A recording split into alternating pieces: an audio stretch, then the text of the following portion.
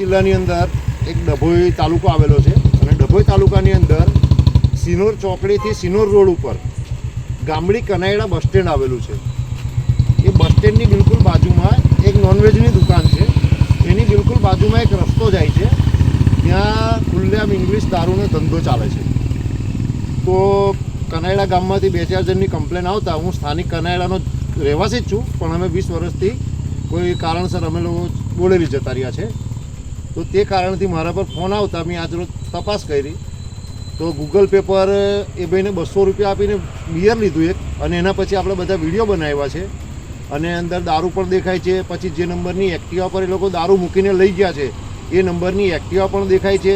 જાતે માલિક જે રજનીભાઈ કરીને છે, આખું નામ તો આપણને ખબર નથી, એમના ખાતામાં આપણે પૈસા પણ આપેલા છે. એ ભાઈ એક્ટિવા લઈને આવેલા અને દારૂ લઈને ગયેલા છે. એમનો નોકરો તો સાથે એ પણ દારૂનો ધંધો ખુલ્લેઆમ કરે છે.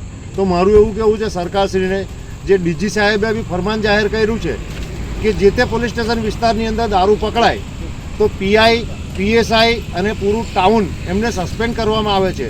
તો આ ખરેખર આ દારૂનો અડ્ડો પહેલાં ચાલતો હતો સાઠોદ ગામની અંદર, અને સાઠોદ ગામમાંથી આ દારૂનો ધંધો બંધ કરાવી અને અહીંયા આગળ અમારા કનાયડા સ્ટેન્ડ પાસે ચાલુ કરાવેલું.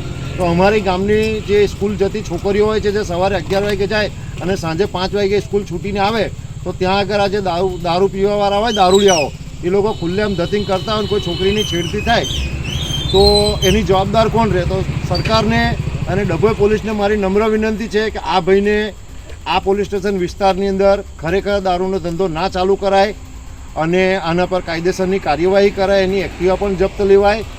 અને ડીજી સાહેબને ફરમાન જે કરેલું છે એના પર મેં રિક્વેસ્ટ કરું છું 2 હાથ જોડીને કે ખરેખર આ જેટલી બી બોડી છે ડભોઈ પોલીસ સ્ટેશન વિસ્તારની અંદર એમને ખરેખર સસ્પેન્ડ કરવા જોઈએ. એમ જાણતા હોય છે છતાં પણ એ લોકો આ ખાડી અને દારૂનો ધંધા કરાવતા હોય છે. મારું નામ બારોટ ઇલિયાસ, રહેવાસી બોડેલી,